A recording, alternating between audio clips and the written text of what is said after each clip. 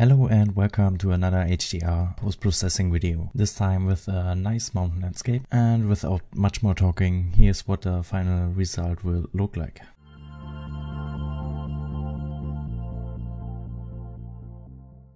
So as mentioned previously, this is a HDR image which I merged in Lightroom with those three shots, and that means I can work with a higher dynamic range than usually.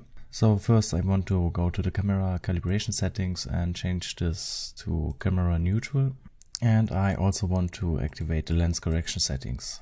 And then I want to first adjust the white balance a little bit. Therefore I'm making the image slightly warmer, and I also want to add some tint to it. Next I am reducing the highlights, and I also increase the shadows as well as the whites, and then I'm reducing the blacks. Also I want to add some vibrance to my image. Now this picture still looks rather dark and it's also underexposed, as you can see here. So I'm going to apply some local adjustments. Therefore I already created some gradiated and radial filters. And first I want to start with the gradiated filter for the button part. And here I want to increase the clarity and also reduce the highlights. Then I want to work on the radial filters. The first one being for the whole image except this area. Here I basically want to push the shadows, and also I want to increase the whites.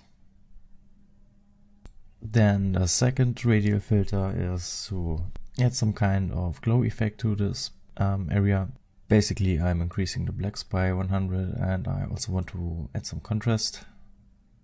And I also want to slightly change the color temperature. And the third radial filter is just for this part in the foreground.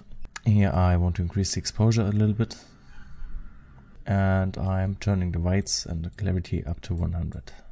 Okay, that's it for the basic editing. Now I'm going over the color grading. First I want to reduce the saturation of the green color tones, and I also want to increase the luminance in the green and blue color tone areas.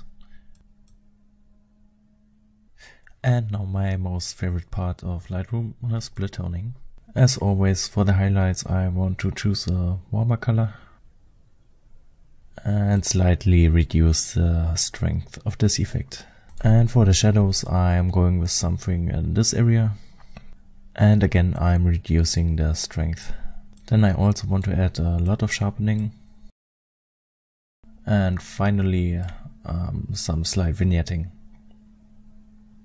Okay, and that's it for editing this image. I hope you have enjoyed this video and you could learn something from it. And if you would like to see more content like this, then feel free to subscribe to my channel. And thank you for watching.